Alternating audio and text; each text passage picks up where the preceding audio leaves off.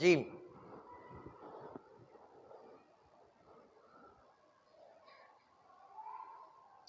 بسم اللہ الرحمن الرحیم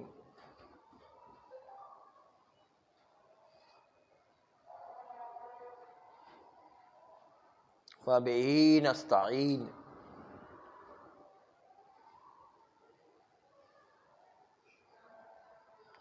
وہو خیر معین۔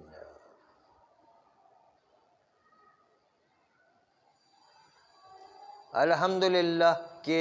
استحاضہ کا باب تمام ہو گیا اور ہم حیض کے باب میں داخل ہو گئے۔ سوال، اس لیے آج یہ بیان کیا جائے گا کہ عورت کو ہر ماہ عموماً رحم سے خون چند دنوں آیا کرتا ہے۔ رحم یعنی بچہ دانی سے، اور رحم کی مناسبت ہی سے رشتہ دار عورتوں کو محرم کہا جاتا ہے۔ اسی رحم کی مناسبت، وہ مرحوم رحمت والا رحم نہیں ہے، وہ محرم کا مطلب جو بچے دانی والا رشتہ ہے، یعنی وہ والا رشتہ۔ محرم کا مطلب بچے دانی والا رشتہ جو ہے، جس کو ہم خون کا رشتہ کہتے ہیں، تو یہ اسی رحم سے نکلا ہے محرم۔ محرم رشتہ دار عورتیں ہوتی ہیں اسی خون کی رشتہ داری کی مناسبت سے، نہ کہ وہ مرحوم کی نسبت سے یا رحمت کی نسبت سے۔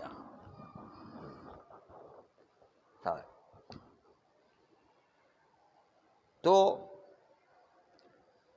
جو ہر مہینے عموماً عورت کے بچہ دانی اور رحم سے خون چند دن آیا کرتا ہے، اس لیے کہ بعض عورتوں کو کچھ موانع کی وجہ سے مہینے میں یہ خون نہیں آیا کرتا، بیماری ہو جاتی، کچھ نہ کچھ سسٹم میں کچھ خرابی ہو جاتی ہے، جس کے نتیجے کے اندر وہ خون نہیں آیا کرتا ہے۔ ورنہ عموماً عورتوں کو رحم سے ہر مہینے چند دن خون آیا کرتا ہے، اور یہ خون میں 6 خصوصیات ہوں تو اس وقت اس خون کو خون حیض کہتے ہیں، پیریڈ کا خون، جو اصل میں کہا یہ جا سکتا ہے، ویسے تو حکیم صاحب سامنے بیٹھے ہوئے ہیں، ان کو کیا چیلنج کیا جائے کہ وہ عورت کے رحم میں ایک انڈا ہوتا ہے، ٹوٹنے کے نتیجے میں خون نکلتا ہے، اور وہ خون انڈا بچہ بننے کے بجائے وہ خون ضائع ہو رہا ہوتا ہے۔ اصل تو وہ خون بچہ بنانے کے لیے ہوتا ہے، لیکن جو ہے وہ خون ضائع ہو جاتا ہے۔ تو یہ خون جو ہے وہ ہر مہینے عورت کو چند دنوں مخصوص اوقات میں آیا کرتا ہے، اور اس میں 6 خصوصیات کا ہونا ضروری ہے۔ 6 خصوصیات اس کی یہ ہے کہ گرم و گاڑھا ہوگا، سیاہ و سرخ ہوگا، تیزی کے ساتھ اور سوزش کے ساتھ نکلے گا۔ دو صفت ایک ساتھ بیان کیے تاکہ یاد کرنے میں آسانی ہو جائے۔ دوبارہ عرض کرتے، گرم و گاڑھا ہوگا، سیاہ و سرخ ہوگا، تیزی کے ساتھ اور سوزش کے ساتھ نکلے گا۔ یہ 6 کی 6 صفت کو آپ استحاضہ والے خون سے ملائیں، بالکل اس کا الٹ ہے۔ ہم نے کیا کہا؟ گرم و گاڑھا ہوگا، یعنی اس کے بالکل مقابل میں استحاضہ کا خون ٹھنڈا ہوگا اور پتلا خون ہوگا۔ دیکھا آپ نے؟ دوسرا کیا کہا؟ سرخ و سیاہ ہوگا۔ یہ وہ ہوتا ہے زرد مائل بخون، زرد مائل بسرخ خون ہوا کرتا ہے۔ یہ بھی اسی وقت آنا تھا۔ وہ جو ہے حیض کا خون سرخ و سیاہ ہوتا ہے، بڑا، یعنی بڑا گاڑھا سرخ یا سیاہ رنگ کا ہوگا، جبکہ حیض کا خون اس کے مقابل میں استحاضہ کا خون بالکل پتلا ہونے کے ساتھ ساتھ زرد مائل بسرخی ہوا کرتا ہے، زرد مائل بسرخی۔ اس کا مطلب اس کا رنگ بھی تھوڑا تبدیل ہوا کرتا ہے، بالکل گاڑھا سرخ نہیں ہوا کرتا، وہ تھوڑا سا زرد رنگ کا ہوتا ہے۔ جو استحاضہ کا خون ہوتا ہے نا، وہ تھوڑا سا زردی کی طرف مائل ہوتا ہے۔ پھر کا تیزی کے ساتھ آئے گا اور ساتھ ساتھ سوزش کے ساتھ آئے گا، جبکہ استحاضہ کا خون جو ہے بہت ہی آہستہ آہستہ رس کے آئے گا اور بغیر سوزش اور جلن کے آئے گا۔ اس میں کوئی سوزش اور جلن نہیں ہوگا، بڑی آہستگی سے خارج ہوگا۔ تو آپ نے دیکھا بالکل حیض کے بالکل مقابل والی صفت استحاضہ میں موجود ہے۔ دوبارہ دہراتے ہیں تاکہ یہ یاد ہو جائے۔ گرم و گاڑھا ہوگا، استحاضہ میں ٹھنڈا اور پتلا ہوگا، سرخ و سیاہ ہوگا، اس کے مقابل میں استحاضہ میں زردی مائل والا سرخ خون ہوگا، یا زردی زیادہ ہوگی سرخ کم ہوگا، یا سرخ کے ساتھ ساتھ زردی ہوگی، اور یہ تیزی کے ساتھ نکلتا ہے، کیونکہ زیادہ مقدار میں تیزی کے ساتھ نکلتا ہے اور سوزش کے ساتھ یا جلن کے ساتھ نکلتا ہے، جبکہ استحاضہ کا خون جو ہے بہت ہی تھوڑا تھوڑا رستا رہتا ہے اور اس میں کوئی جلن یا سوزش محسوس نہیں ہوتی ہے۔ تو دونوں ایک دوسرے کے مقابل کے خون آپ کے سامنے آ گئے۔ تو پہلا مسئلہ آج کا یہ ہو گیا کہ حیض کہتے کس کو ہے، حیض کا خون ہوتا کیسا ہے۔ استحاضہ والے خون کی بھی پہچان ہو گئی اور حیض والے خون کی بھی آپ کو پہچان ہو گئی۔ آپ کو سے مطلب یہ کہ آپ کو اپنی گھر کی عورتوں کو بتانا ہے اور جو شرعی مسئلہ پوچھنا ہے اس کو بتانا ہے۔ دوسرا مسئلہ یہ کہ 60 سال کے بعد جن عورتوں کو خون آ جائے وہ خون حیض نہیں ہوگا قطعاً، اور 9 سال سے پہلے کسی بچی کو خون آ جائے تو وہ بھی قطعاً حیض نہیں ہے۔ دو پارٹی آپ کو ذکر کر دی، بوڑھے اور بچے دونوں ذکر کر دیے۔ بوڑھوں میں جو ہے 60 سال کے بعد حیض نہیں، اور بچوں میں 9 سال سے پہلے حیض نہیں۔ اچھا 9 سال کہہ رہے ہیں یعنی اسلامی اعتبار سے 9 سال، 60 سال کہہ رہے ہیں اسلامی اعتبار سے 9 سال، کیونکہ اسلامی اور انگریزی اعتبار سے فرق پڑا کرتا ہے، کیونکہ جو ہے انگریزی اعتبار سے تقریباً 12-13 دن کا ہر سال میں فرق پڑتا ہے۔ انگریزی کا سال بڑا ہوتا ہے، اور اسی لیے جب بچہ یا بچی بالغ ہوتی ہے تو بالغ ہونے کا معیار یہ ہے کہ بچے میں 15 سال اسلامی مکمل ہو کر 16ویں سال کے پہلے دن، پہلا گھنٹہ، پہلے منٹ، پہلے سیکنڈ میں بالغ ہوتا ہے۔ اسی لیے تو علامہ ہلی کے فرزند فخر المحققین نابالغی کے عالم میں مجتہد بن گئے تھے، لیکن یہ آپ تعجب اس لیے نہیں کریں کہ اس وقت خالی معالم الدین پڑھ کے مجتہد بنتا تھا۔ آج علم بہت ترقی کر گیا، معالم الدین کے علاوہ اصول فقہ پڑھنا پڑتا ہے، معالم الدین کے علاوہ رسائل پڑھنا پڑتی، معالم الدین کے علاوہ کفایہ پڑھنا پڑتی، معالم الدین کے علاوہ درس خارج دیکھنا پڑتا ہے۔ تو علم بہت زیادہ ترقی کر چکا ہے علامہ ہلی کے دور سے، اس لیے وہ تعجب کی بات نہیں، معالم پڑھ کے جو ہے بچہ جو ہے جلدی کور کر لیتا ہے۔ وہ مجتہد بن گیا تھا نابالغی کے عالم۔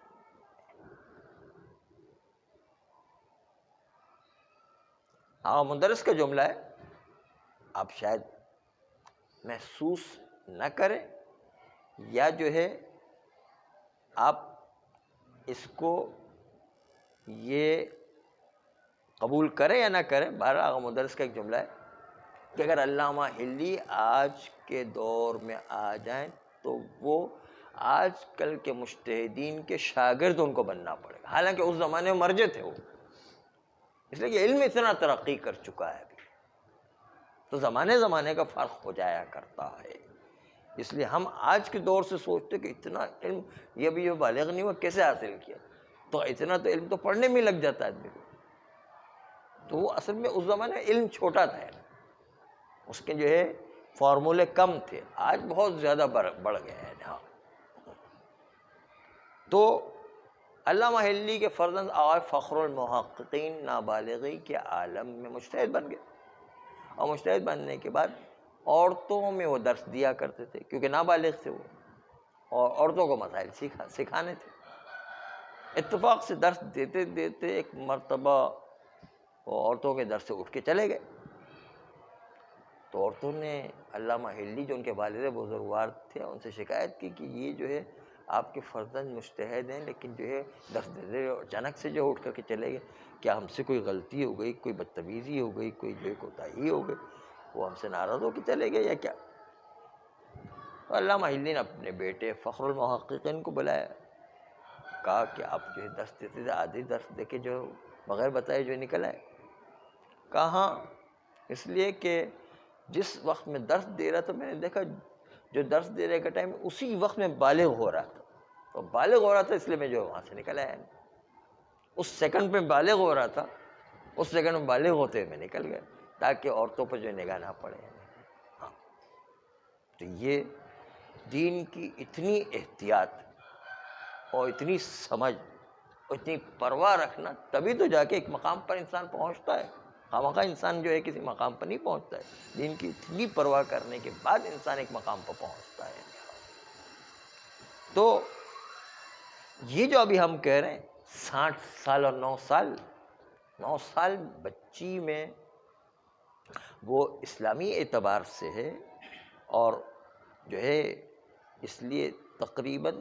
3 مہینے کچھ دن پہلے انگریزی ایک کے اعتبار سے پہلے بالغ ہو جاتی ہے، اور لڑکا جو ہے تقریباً 7 مہینے پہلے بالغ ہو جایا کرتا ہے، یعنی 14 سال 5 مہینے میں بالغ ہو جاتا ہے۔ ہم سمجھتے تھے کہ 15 سال شروع نہیں ہوا، لیکن وہ انگریزی اعتبار سے، وہ اردو اور اسلامی اعتبار سے جو ہے وہ بالغ ہو چکا ہوتا ہے 14 سال کی عمر میں، 14 سال اور 5 مہینے میں بالغ ہو جاتا ہے تقریباً۔ تو اس لیے عمر اور عمر میں فرق ہے، ایک زبر اور ساکن کا فرق ہے، اس فرق کو محسوس کیجیے گا انشاءاللہ۔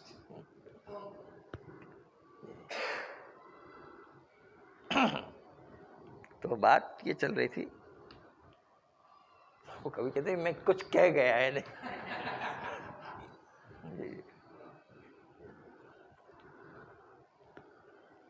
تو بات یہ ہو رہی تھی کہ 9 سال سے کم عمر میں اگر کسی بچی کو اسلامی اعتبار سے خون آ جائے تو وہ استحاضہ کا خون مانا جائے گا، وہ حیض کا خون نہیں مانا جائے گا۔ اور 60 سال کے بعد کسی بوڑھی عورت کو خون آ جائے، وہ بوڑھی عورت بھی کہے گی مجھے بوڑھا کیوں کہا، لیکن بہرحال کہنا پڑتا ہے، کیا کرے، وہ تو کہے گی میں تو ابھی تو 15 سال کی ہوں، عورتیں اپنی عمر چھپایا کرتی، بہرحال کیا کرے۔ تو وہ 60 سال کی اگر ہو گئی ہے تو 60 سال کے بعد جو اس کو خون آئے گا وہ حیض کا خون نہیں مانا جائے گا، اس کو استحاضہ میں ڈالیں گے۔ تو یہ پہلا اصول تو یاد رکھیں کہ 9 سال سے پہلے اور 60 سال کے بعد خون حیض نہیں آیا کرتا، استحاضہ کا خون ہوا کرتا ہے۔ اور استحاضہ کا خون تو آپ پوری تفصیل پڑھ چکے کہ استحاضہ کثیرہ ہوگا یا متوسطہ ہوگا یا قلیلہ ہوگا، وہ اسی خون کے اعتبار سے ہے۔ اور اس کے اوپر بھی استحاضہ کے وہی احکام چلیں گے جو پہلے استحاضہ کے احکام آپ کے سامنے بیان ہو چکے ہیں۔ ہاں، اگر کسی عورت کو 50 سال سے لے کر 60 سال تک خون آتا ہے اور اس خون میں بالکل حیض کی علامتیں ہیں، ابھی 6 علامتیں جو آپ کو بتائیں حیض کی علامتیں ہیں، تو آغاز سیستانی کہتے 50 سے 60 سال تک اگر خون حیض اپنی علامتوں کے ساتھ آ جائے، اپنے مقررہ وقت پر آ جائے، تو اس میں عورت کو احتیاط پر عمل کرنا ہے۔ احتیاط کیا ہوتا ہے؟ احتیاط 2 چیز کا نام، 2 چیز کے مرکب کا نام ہے۔ ایک تو یہ کہ اپنے آپ کو حائض بھی سمجھے گی، اپنے آپ کو مستحاضہ بھی سمجھے گی، دونوں کو ملائے گی، دونوں کے احکام کو جمع کرے۔ حائض کو ملائے گی یعنی اس کا مطلب یہ کہ حائض کے لیے جن چیزوں کی پابندیاں تھیں کہ وہ مسجد میں نہیں جا سکتی، قرآن کو ہاتھ نہیں لگا سکتی، اللہ کے نام کو ہاتھ نہیں لگا سکتی، طواف نہیں کر سکتی، اور یہ جو چیزیں تھیں جس میں جو ہے طہارت کی شرائط تھی، ان چیزوں سے بچے گی۔ اس کو کہتے ہیں تروک حائض کو انجام دے۔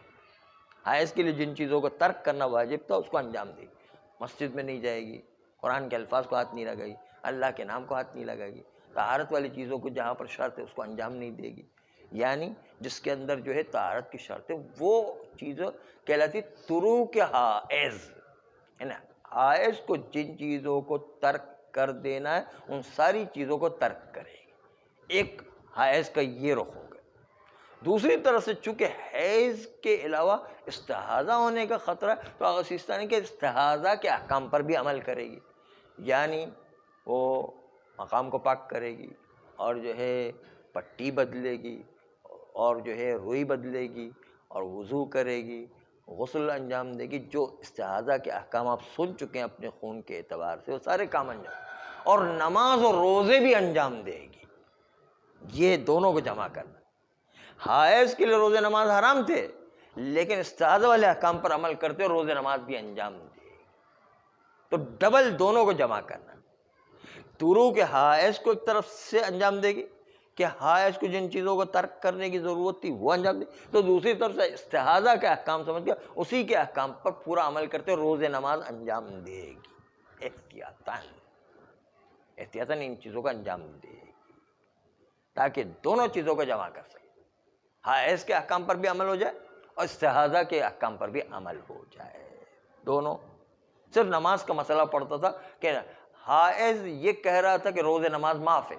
استحاضہ یہ کہہ رہا ہے کہ نماز روزے معاف نہیں ہے، تو دونوں کو اس احتیاط کا طریقے کے پڑھیں گے، اگر جو ہے اللہ کے وہاں قبول ہو گیا تو ٹھیک ہے، ورنہ جو ہے حیض کے عنوان سے معاف ہو جائیں گے نہیں۔ تو احتیاط کا طریقہ کہ حائض روز نماز اپنے استحاضہ کے احکام پر عمل کر کے 50 سے 60 سال کے درمیان احتیاطاً روز نماز انجام دے گی۔ دیکھا آپ نے؟ اس کو کہتے ہیں احتیاط۔ تروک حائض اور استحاضہ کے احکام دونوں کو ملائیں، اس کو کہتے ہیں احتیاط۔ اس کو ہم جو آسان الفاظ میں کہیں کہ ایسی عورت جس کو 50 سے 60 سال تک جو حیض کے احکام یا حیض کی عادت کے وقت آ جائے تو اس کا مطلب یہ ہے کہ وہ احتیاط پر عمل کرے گی، یعنی تروک حائض اور استحاضہ کے احکام کو جمع کرے گی۔ ہاں، اس میں لکھا ہے کہ سید و غیر سید کے لیے دونوں کے لیے یہ احتیاط کرنا ہے۔ روزے میں بھی روزہ رکھے گی اور کیا،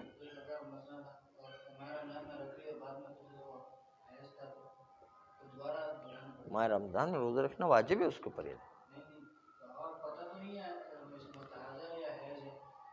ہاں تو روزے رکھے بس، تو کوئی بات نہیں، بس ہمیں تو واقعے کا تو ہمیں نہیں پتہ ہے نا، اگر استحاضہ ہوا تو روزے چھوٹ جائیں گے نا، اس لیے استحاضہ کہ احتیاطاً روزے رکھے ہو، نماز بھی پڑھے اور جو ہے روزے بھی رکھے ہیں۔